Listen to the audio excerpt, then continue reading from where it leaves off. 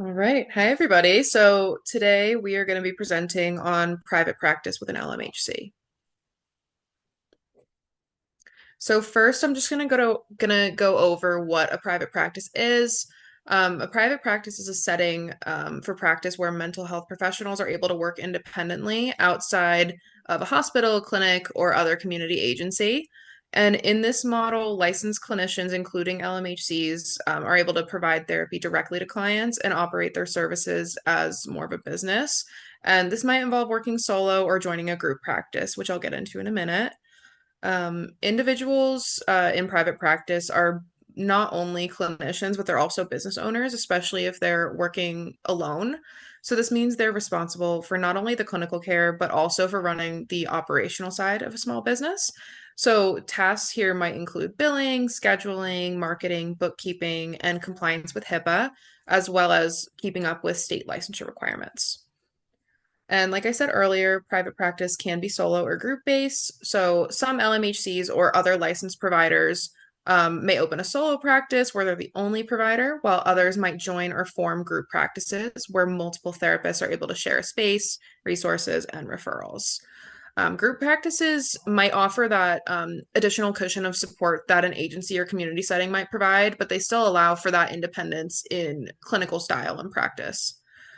Um, Private practice therapists can also set up their own schedules, rates, and areas for specialization. And this flexibility is a major draw factor for clinicians recently. So, LMHCs in private practice often choose to focus on a specific population, whether that's adolescent, couples, trauma survivors, etc., or therapeutic approaches like CBT, depending on their training and area of interest. Clinicians can accept private pay, insurance, or a combination of both in private practice. So, some therapists prefer to work outside of insurance to avoid the administrative demands and reimbursement limitations of insurance, where others become credentialed with insurance panels to increase accessibility and referrals. So, overall, private practice offers more independence, flexibility, and autonomy, but it also requires those business skills, discipline, awareness of legal and ethical responsibilities too. So for LMHCs who want more control over their caseload and work environment, private practice can definitely be a fulfilling career path. And in the next slide, I'll get more into why this is especially relevant today.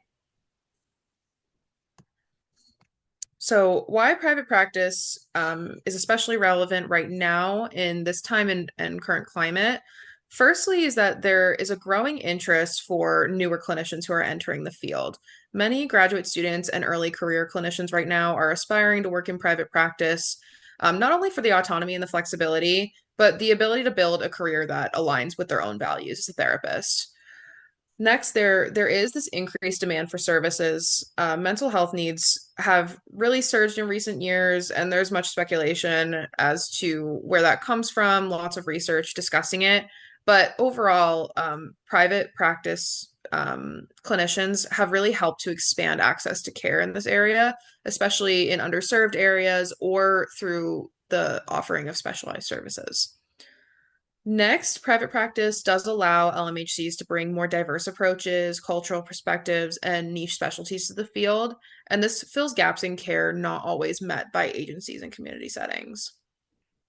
And lastly, private practice offers a more long-term career sustainability on the clinician side of things.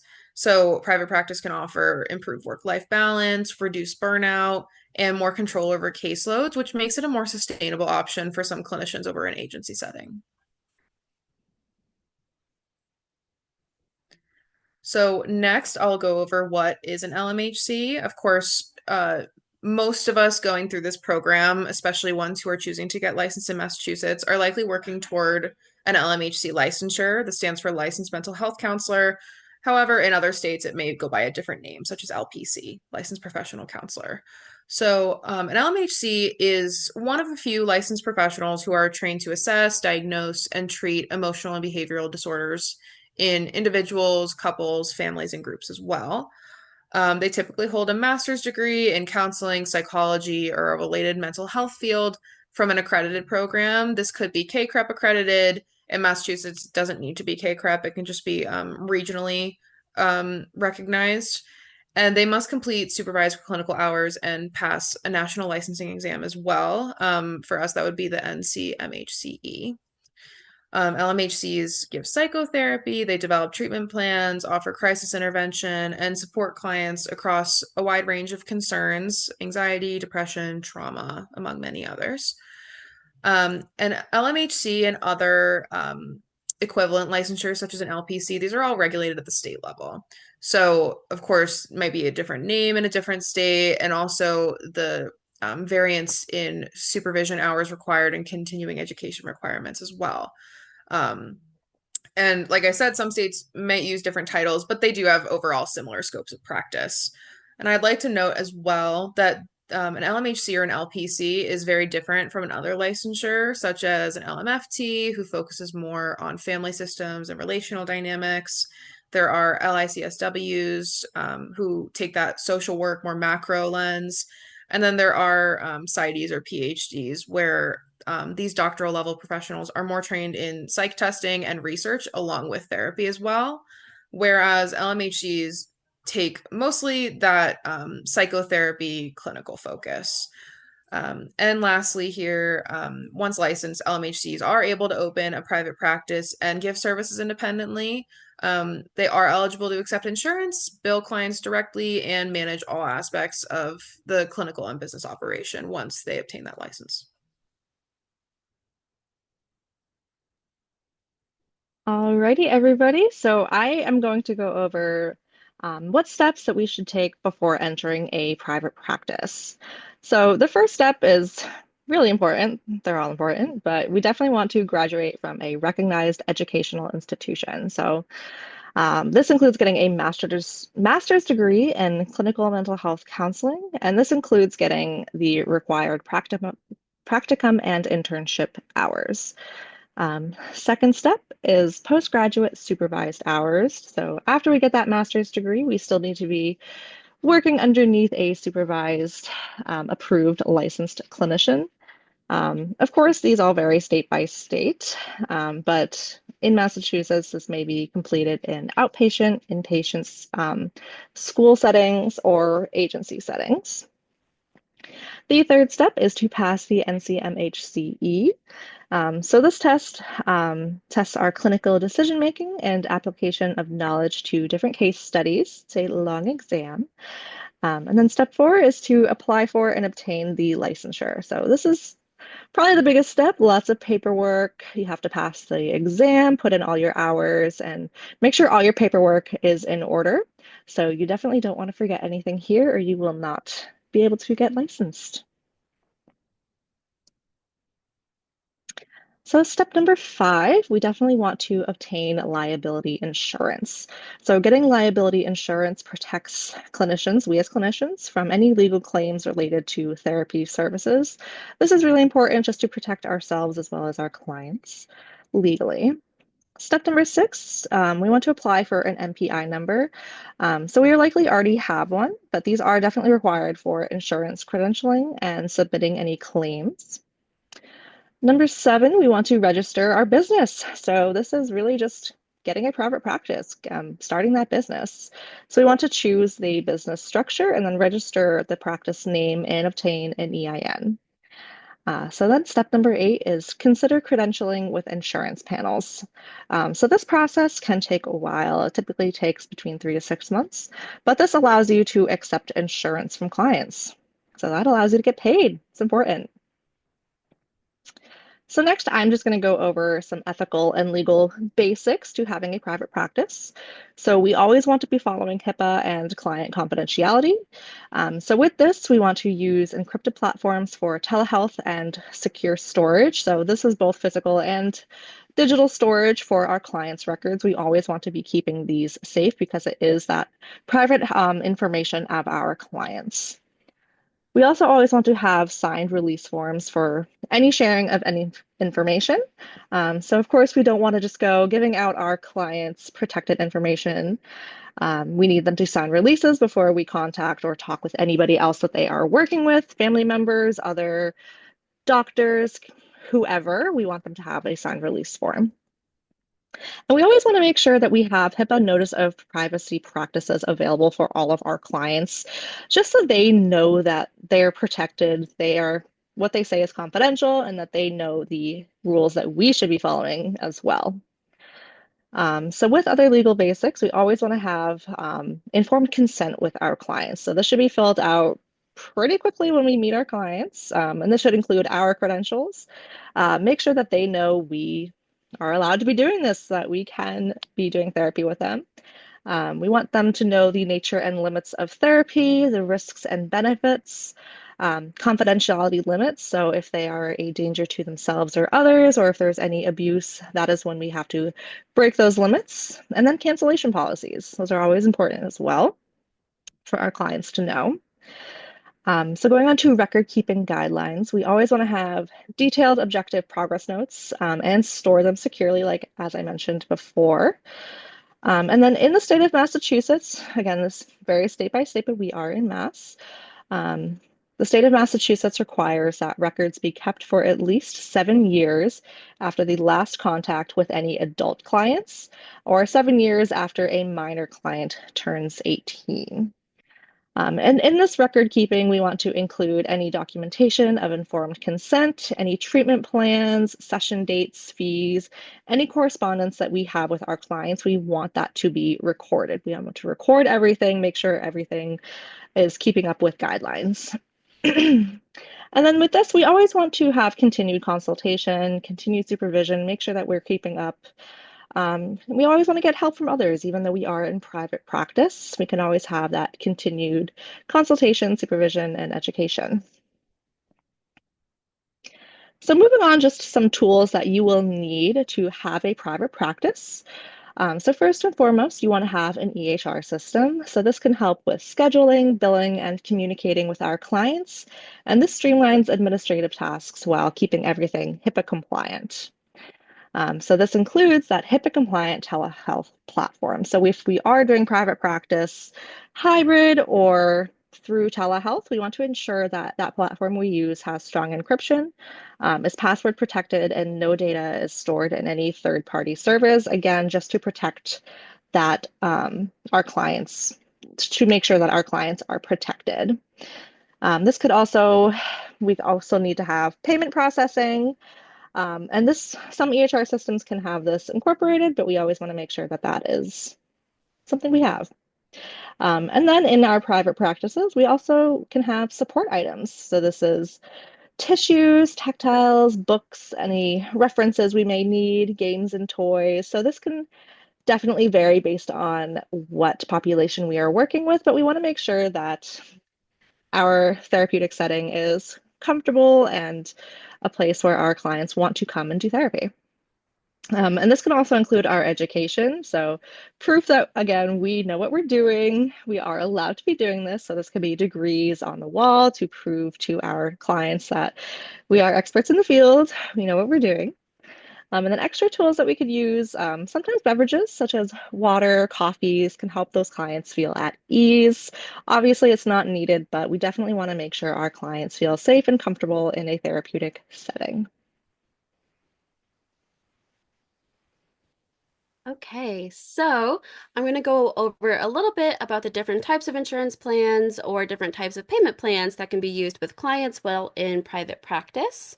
So Chase went over this a little bit. I'm just going to dive into a little bit more of the specifics. So first we have what's called private pay. So this is when clients will pay completely out of pocket. So insurance plans will not support private practice or private pay, excuse me.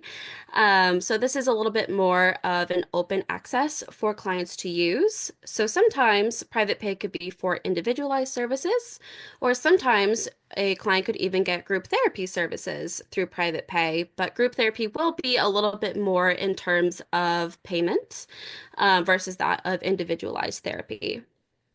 Private pay also does have what is known as out-of-network benefits.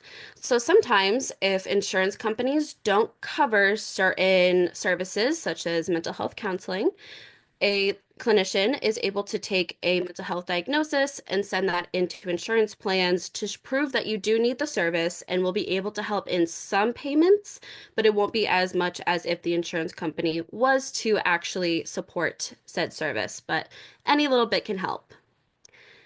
This is in comparison to insurance-based payment plans. So insurance-based is when private practices can utilize resources that support in seeing clients who cannot afford private pay. Insurance-based companies do not typically go for both individualized and group in the same way that private practice does. There's a little bit of a difference there, but you can look into your insurance policy plans and see which one best benefits. With insurance-based, if you are in a large group setting versus that of private practice, you may have a much larger range of insurance companies that will cover services for a much wider variety of clientele. But in private practice, there are electronic records, similar to what Juliana was saying earlier. They are able to use to help you set up client records, scheduling, and insurance plans to help clients along the way. One of those is known as Headway. So in these supports, some families will have maybe Aetna, I apologize if I'm pronouncing that wrong, and Optum. And those include over 15 plus different programs and affiliates, such as Oxford, HealthScope, and United Healthcare Services. For more information about how to get some insurance policies to help private practices, I recommend talking to Dr. Belongis on that. And then after that is our office space. So this is very important considering that a lot of us are now thinking about what does our future look like? What do we want our offices to be? And this can vary on population and specification for what kind of clientele you are looking for. So just going over some ideas and some specifics of what an office should look like, because this can be very important. Not everyone can choose where their office is, but we can choose what we put in the office. So first is to think simplistic. This is very important when thinking about an office because you don't want it to feel overcluttered. You don't want it to feel overemphasized with color, with a lot of items in the room, because that can cause some stress and anxiety for clients depending on what they're coming for. But also, it's just for a safety matter. If there's a lot of heavy items in the room for more decorative options, it may not be the safest availability for both yourself and your client. Following that is a big one. Privacy matters.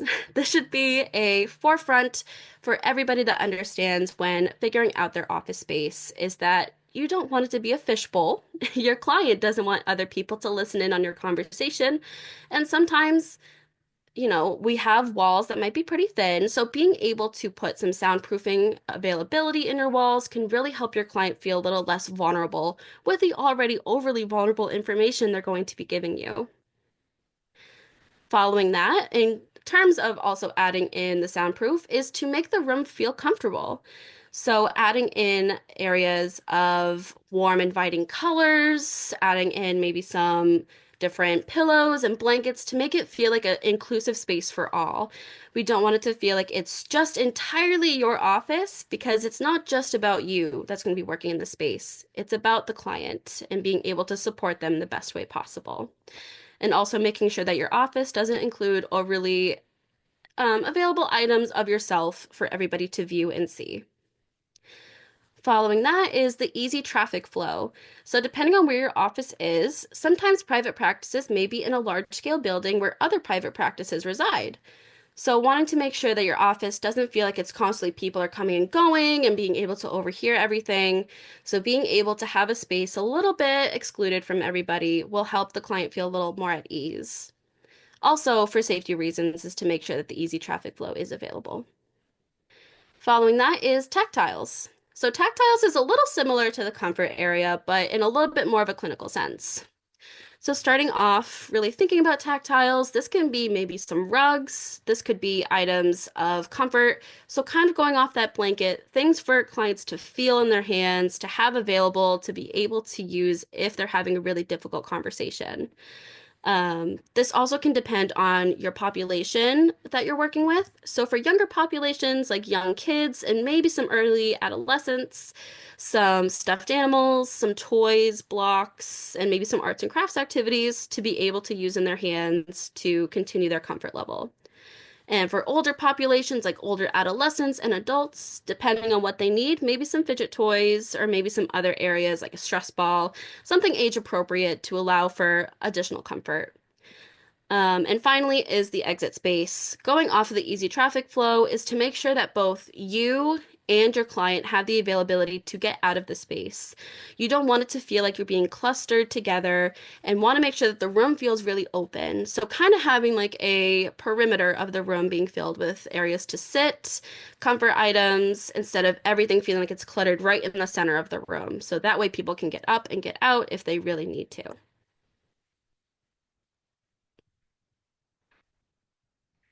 Oh my goodness. Everybody? I think it's game time. Oh my goodness, I am so excited. Let's see what we have going on today. Oh, I know this is my favorite game and yours. Let's pick a dream practice. Let's find out who our lucky contestant is today. Oh my goodness, Juliana! Oh my gosh, please come on down. Woo! Juliana, Thank you. we are so happy to have you here today and so excited. Did I just hear recently you passed your Massachusetts LMHC examination board? I sure did. I'm so excited. It took years to get to this point. I'm so excited and I can't wait to see what comes next. Oh my goodness, congratulations. I know that must have been a very difficult road ahead and in behind you with your master's program and getting all of those hours in for your internship, but very well done. Let's see what we're able to do for you today on Let's Make a Dream Practice. Thank you so much. I'm so lucky to be here. Okay, Juliana, this is the moment that we've all been waiting for. This is a very big moment in your decision process. You have three doors that are going to be in front of you that we will give a little bit of information for, but you won't get the full extension of it until you pick the door. So let me give you a little bit of information on each of them. So behind door number one, we have our beautiful mermaid curtain. I know this doesn't seem like much of a door, but it's whimsical. It's childhood nostalgia. This door opens up a private practice to really open up the services for younger based clients. Now, if this isn't for you, that's understandable. You know, sometimes people don't like to work with kids. We understand. But this door, who knows what could be behind the whimsical mermaid? Following that, though, we have option number two. This is our welcoming committee door. We have the nice greenery going on. We have the welcoming mat to allow for easy access of feeling welcomed to our future clients. Now, behind this door, it could be a variety of populations. It could be kids, it could be adolescents, it could be adults, and for all we know, it could be elderly. Who really knows? Not me. Not until you pick that door. Finally, door number three. This is my worst nightmare door. I don't know what's behind the door. You don't know what's behind the door. It could be anything. It could be group therapy. It could be, who knows? I don't know. If you're that type of person that would take a risk, really jump in head first in the shallow end, that is totally your call. But again, this is all based off what you want your private practice to feel like. So, Juliana, take a second. Really, really think about what it is that you want for your future here and pick that door. Thank you so much, Megan. This is definitely going to be a difficult decision. One is whimsical. One reminds me of my childhood, you know. It makes me feel like a safe space. It's a mermaid, you know. Mermaids are fun. This place looks cool, but it is a curtain. When I think about a therapy setting, you don't want to think of just a curtain, maybe something a little more secure, but I don't know, that mermaid's calling to me. But I also don't want to work with kids, so this is going to be a lot of thinking. Understandable, understandable. Door number two. I like door number two. I like the greenery on the outside. It seems safe. Oh hey seems welcoming, seems inviting, it makes me want to, go through that door. And then door number three, you're right. That's kind of my worst nightmare as well. It's very it's giving void. And that Very ominous. scares me, very ominous. So with all that, I think I'm gonna go with door number two. Is that your final answer? Now, door number two, you're sure because this is a one chance. There is no going back. I think door number two. I think I'm gonna go with it. All right. Door number two. Let's see what you've got.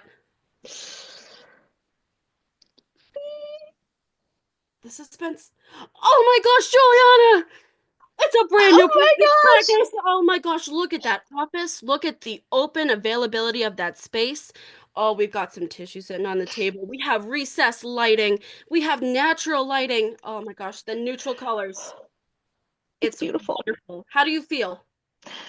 I love it. It's beautiful. It's everything I've dreamed. Look at those comfy chairs, the carpet, the little table with the tissues, the lamp, oh, the I'm windows. Oh, for you.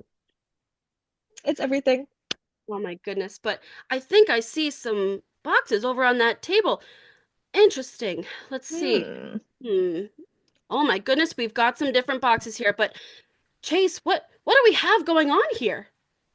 Juliana, you have won the chance to choose your payment options for your clients. You can choose private pay, insurance, or illegal extortion. Now, this is a really Oh. difficult decision. I want you to really soak it in and think about it because this is going to be your initial choice of how your clients access your services. Ah, this is gonna be a hard choice. This is gonna be a really hard choice. I know Private some. pay. I don't know. I get some good money for private pay. It's kind of giving. Insurance, I feel like insurance is like a good choice, always a good choice to go with insurance. I can have a lot of different insurance companies. That opens up to a lot of different populations, I think, more than private pay. I don't know, illegal extortion. That sounds pretty cool, though. I'm not gonna lie. We love to extort our client. I mean, I don't know. Mm, maybe. Okay. I think I'm gonna go with insurance. Oh my goodness, are you sure?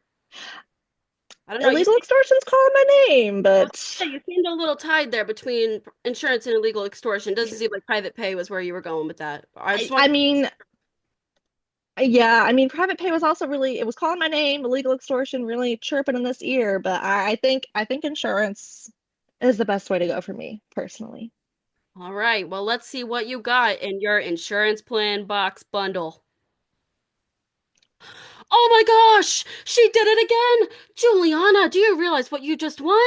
You have won the grand prize, plus, oh my gosh, a mystery box? We'll have to get to that in a second, lucky viewers.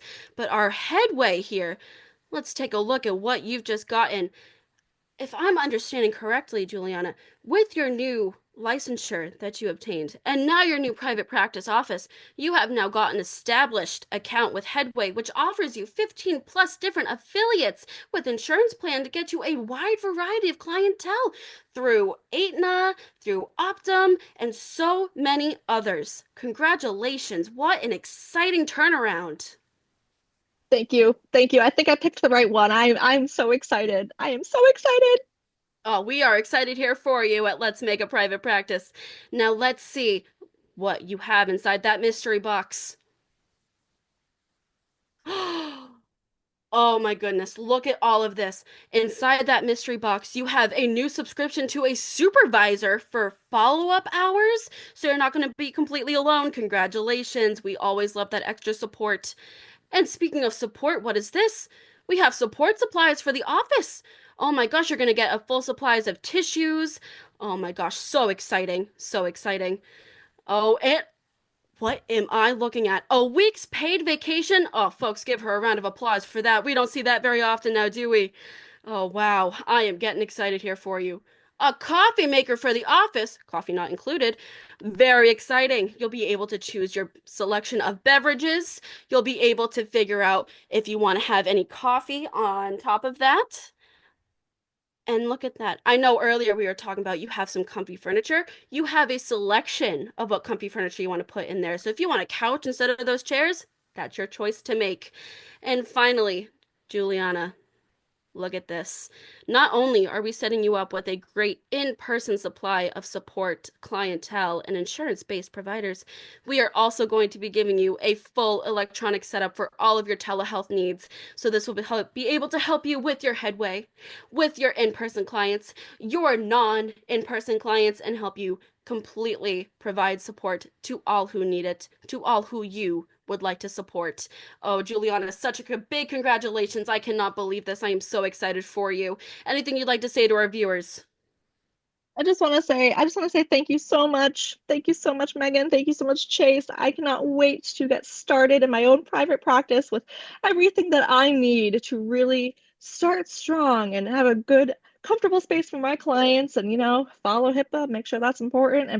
I cannot wait. Thank you so much for everything. Oh, Juliana, you're so welcome. And soon I'll be coming to that office to get some support. Well, everyone, give her a big round of applause. Thank you all so much for joining us tonight on Let's Make a Private Practice. I'll see you next week. Bye-bye.